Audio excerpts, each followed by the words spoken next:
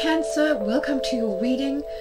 So in this forecast I'm going to be looking particularly at the lunar eclipse in Gemini, which happens on the 30th of November, and we'll be looking at it particularly in relation to your chart. Now, just a heads up, I read this as if Cancer was rising, so if Cancer isn't your rising sign, I do suggest that you go and watch the video for whatever your ascendant is, because then what I say about, particularly about life areas, will make a lot more sense. So anyway, Cancer, this is our final lunar eclipse of the year, and in many respects what we're doing is, well, it's twofold really. On the one hand, we're kind of clarifying, integrating and processing information or situations that started back in June, around about the time of that Sagittarius lunar eclipse that we had. And then the second thing is that we, in many respects, this particular eclipse seems to be about getting clarity, seeing things in a different perspective, because we are talking about Gemini, of course, which is Mercury ruled. Mercury is all about intellect as well as communication, and I really feel as though this potentially is an eclipse that is going to bring about revelations. So you're going to finally see the light when it comes to a situation. You may also get some information that you didn't have before, which allows you to get fuller understanding on a particular situation. And of course for you, this pertains particularly to the 6th and the 12th houses. So the moon will be in Gemini, which is in your 12th house. So this is the house of the subconscious, the psyche. It's also the house of seclusion, so it's where we go to retreat from the world. Sometimes it can be about secrets that we kind of keep close to our chest. And then the 6th house is all about health, work and habits. So these are the areas, the life areas that you're working with at this eclipse. And as I say, they tend to be either about culminations and clarity on one hand, or they tend to be about endings on the other. So see this 2-week period of the waning moon cycle as being a chance to really get clear about certain things that perhaps have confounded you over the last 6 months, and to also decide what you want to leave in 2020 and what you want to take into 2021. Because when we get to the twin eclipse to this, the December eclipse, that solar eclipse in Sagittarius, we really are in many ways beginning 2021. That will begin a new 6-month cycle, and from there we'll be moving into the first half of 2021. So big energies here. So there's some really lovely planetary transits happening at this eclipse. The first thing to say is that Chiron will be making some very positive aspects to the sun and the moon, the luminaries. Chiron is currently in Aries, so for you that is all about your 10th house. So it's future plans and goals. It's also about career, it's about your visibility and your future direction of travel, essentially. So if you've been a little bit confused about which direction to head in over the last 6 months to a year, you're certainly not alone in that, but now you've got an opportunity in many ways to kind of maybe if certain opportunities have been closed to you, maybe now you get a second crack at the whip with Chiron being retrograde. And then the other thing is, of course, is Gemini is Mercury ruled, and Mercury is going to be prominent at this full moon lunar eclipse. Mercury will be in Scorpio, so for you that is let me think, that is 5th house. So Mercury will be in the 5th house of children, love affairs and leisure, so hobbies, creativity, and new relationships. And Saturn, it will be making a sextile to Saturn currently in Capricorn, in your 7th house of relationships. So I do see potentially the rekindling of a relationship, if you maybe have become estranged either from a child or from a lover. Maybe something started romantically and then got swiftly nipped in the bud because of restrictions on socializing and kind of getting together. Perhaps you couldn't meet up with this person, perhaps they were stuck somewhere else, and now I feel as though solid offers coming in now, serious and fruitful conversations happening between you and one other person that I think will lead to it's kind of feeding into this energy, this Gemini energy of as I say, clarity, revelations, being able to make decisions and so forth. And then finally we have Neptune in Pisces.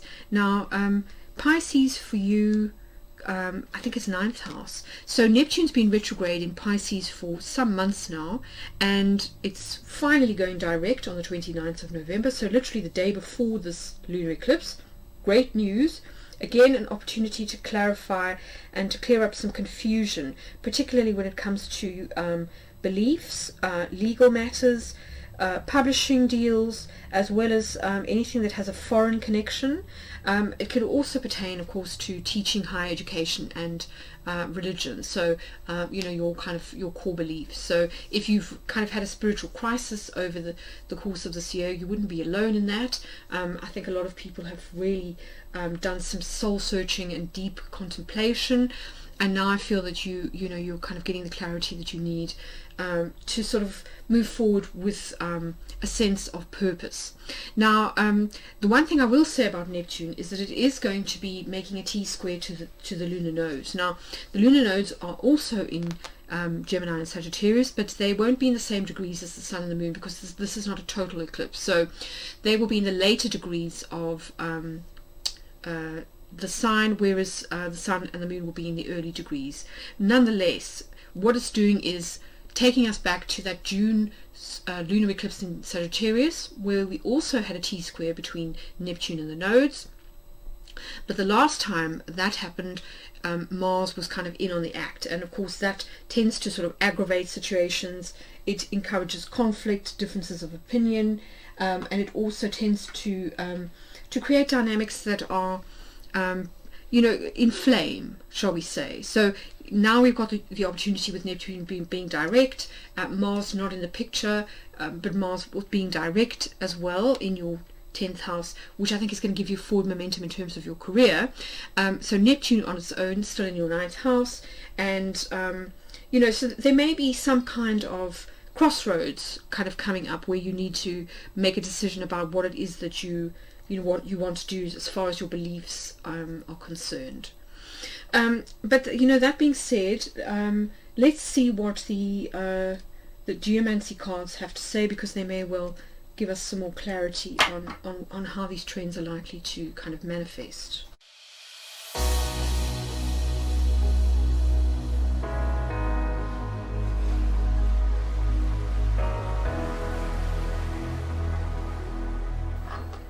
Right, so let's start with the Sun and the Moon here in your 6th and 12th houses. Okay, interesting.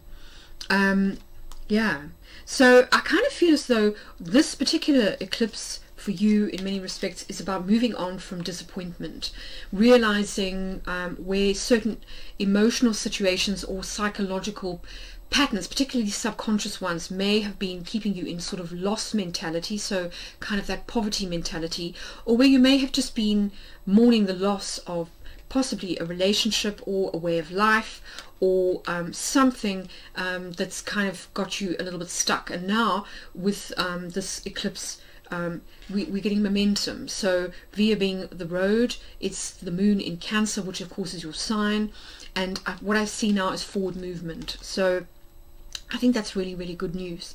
Nobody likes to be stuck, particularly in disappointment or feelings of loss, and I really feel now as though you're kind of making the decision to move on. So that's great. Let's look at that 7th house. Beautiful, beautiful, beautiful. So Saturn as the great manifestor here, I feel, with Acquisitio. This is fire energy, so it's the fire element, and it's all about acquisition, so gain. Acquisitio literally means gain. So the figure or the image for it is of an open purse with money kind of coming in. So get ready to receive, particularly when it comes to one-to-one relationships, Cancer. So that's fabulous news if you are hoping for like a high level of commitment from a partner, or if you want things to improve when it comes to financial partnerships. This certainly looks very, very positive Sagittarian energy here. Let's look at the 5th house. Yes, also fantastic. So as far as the Saturn-Mercury sextile is concerned, very, very fortunate. Here we've got Fortuna Minor. This is air energy, and it's the Sun in Leo. So very, very, to me, this is positive changes, shifts for the better that are coming in for you when it comes to either new relationships or picking up where you left off with a connection of some kind. It can also be about, if you're trying to conceive, this is also very good news. Children, matters to do with children being positively aspected. So the sun shining on this area of your chart, which is all about children, hobbies, leisure activities like holidays, for example, or sport, creative pastimes and pursuits, side hustles, as well as new connections, new romantic connections. So very, very positive aspect happening here that I think is going to lead to very good things when it comes to relationships. Now, of course, relationships also extend to family, and here we've got Cauda Draconis, which is the end of a karmic cycle. So leaving behind anything difficult. Maybe this is what you've been a little bit upset about. So this is all about exits, endings, and as I say, the sort of the end of difficult situations to do with family roots and home. And here it can be moving on if you are deciding to move home, for example, or relocate, but also it can be equally about the end of difficulties with family members. So that's very, very good news, and for me very in keeping with the lunar eclipse, which is of course a full moon on steroids. So a great time to release anything that's not really serving you. Let's have a look at the 11th house.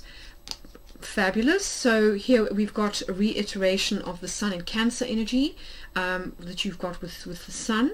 Again, the moon in Cancer. This is populous this time, which is perfect for an 11th house placement. So this tells me that things are on the up, that you're kind of gaining in popularity when it comes to groups, friendships, and professional associations. So again, it looks to me all round as though relationships of every kind are set to improve at this particular full moon lunar eclipse. So that's great news. Let's look next at Neptune. Beautiful. So here we've got some more Neptune energy, actually in the form of a Lightisha.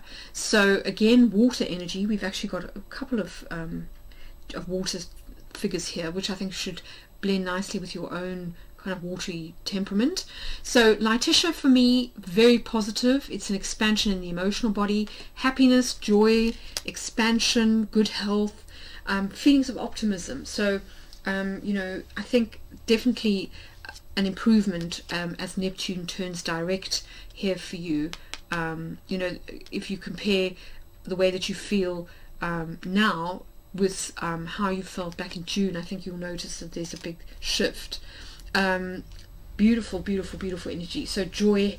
I really feel as though you're going to be feeling a lot more optimistic in terms of your outlook on life by the end of this 2-week period, which is great, great news.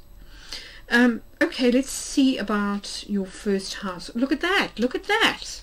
So a reiteration of this beautiful Lightisha energy.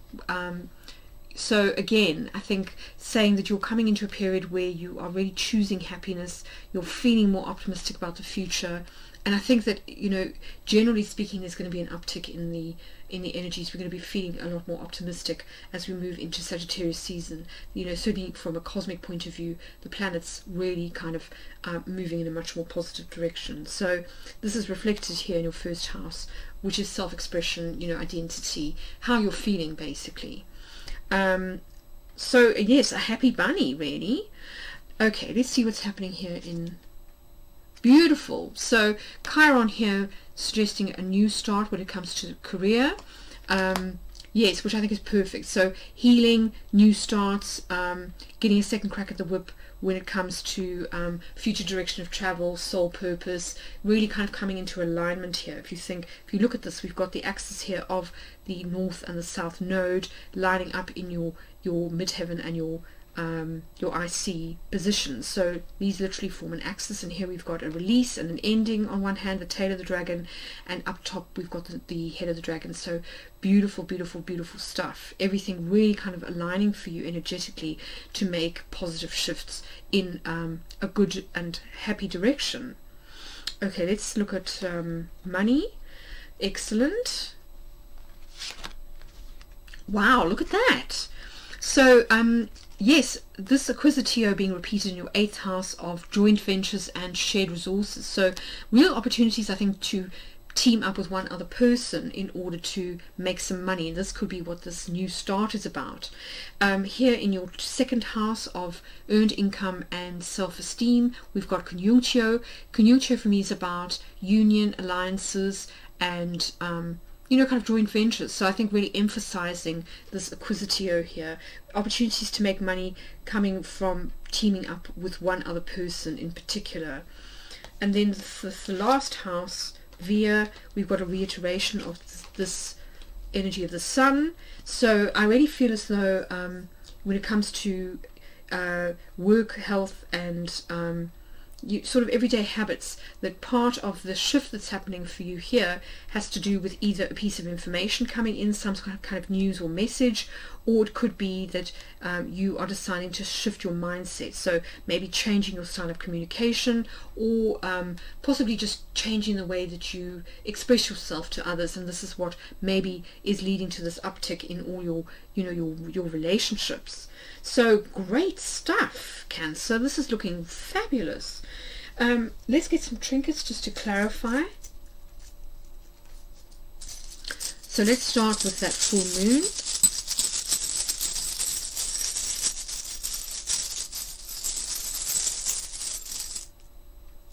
Yes, so moving forward, this is the Chariot, the Rider. So forward momentum, definitely leaving behind, what hasn't worked out, where you feel disappointed, or just walking away from, kind of cutting your losses essentially.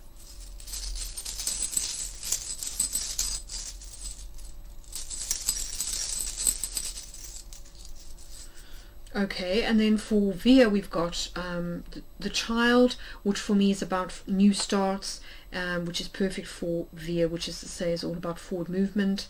It can also be about doing something step by step. So if you are choosing to move forward when it comes to a job, for example, doing so in a step by step incremental way, baby steps rather than giant leaps. All right, let's look at that beautiful 7th house Saturn.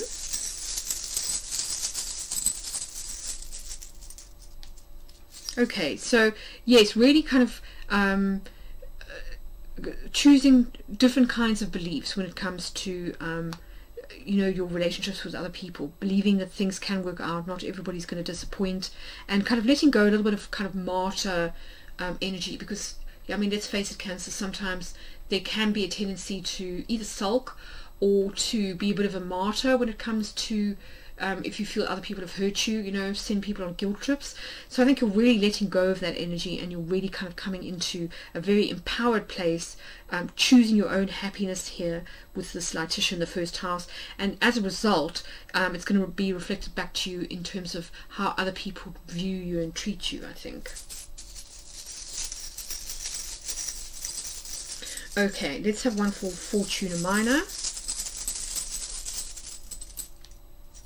Yes, so for me this is just saying that when it comes to Mercury, this is really about a fortunate change of circumstances to do with either a creative endeavor or a relationship. So this will be a relationship either with somebody that you collaborate with creatively, a child, or potentially a lover. All right, and then I think we want one for maybe these two, and then we must move on to the outcome.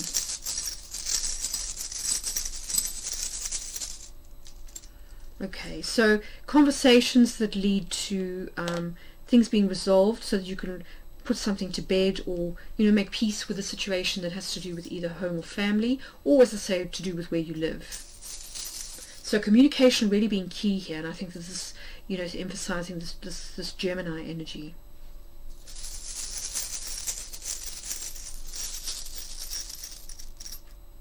Okay, so moving forward, I think they're asking you to be discerning and circumspect, being really clear and in terms of what you want moving forward. So, in other words, giving a lot of thought to your future goals and your future direction of travel, being strategic, essentially, with the fox here. Having your wits about you. All right, let's turn over your outcome. Okay, so yes, I think your overall kind of energy is deciding to move forward, so forward momentum here, which I think is reiterating the Sun for you and the third house. So choosing, making a decision to move forward.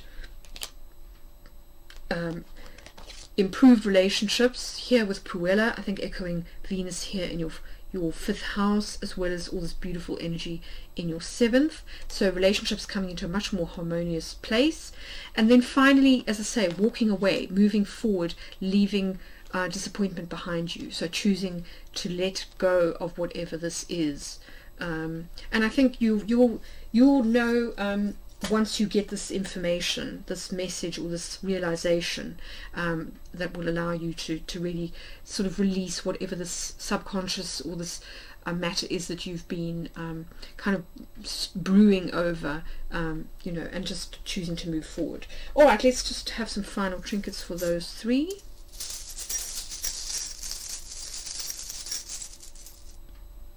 Yes, so choosing to move forward when it comes to matters of the heart, and this can be, you know, family, it can be committed relationships, business partnerships, or it could have something to do with lovers or children.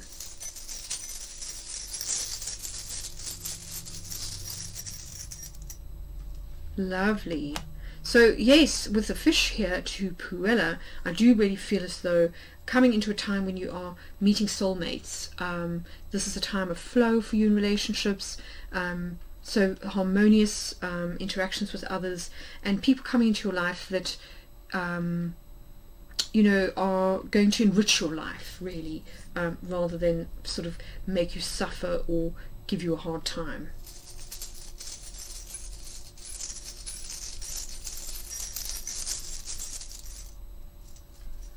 Okay, so yes, I think this is, to me, is really emphasizing this via in the third house of mental outlook, making a choice here, the crossroads. So really choosing to walk away, to, you know, choosing to get onto your bike or your horse or whatever it is and move forward, which is what Via is all about.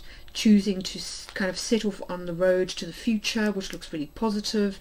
Choosing to leave behind disappointment, and also just seeing that, you know, certain things are not meant to be in your life forever. You know, what's that saying about, you know, there's a season for everything under the heaven. And I feel as though at this lunar eclipse you are really realizing what, you know, what is kind of over in terms of lessons, relationships, that kind of thing, that some things are meant to just stay for a season or couple of years or whatever, and then it's time to move on. That's the nature of the 3D. So really embracing that, and with that lightness of being comes happiness. Look at all this happiness that we've got here. So brilliant reading, Cancer. So pleased for you. Do let me know in the comments below if it's resonated, and sending you tons of love, and I'll catch you again for my solar eclipse forecast in a couple of weeks.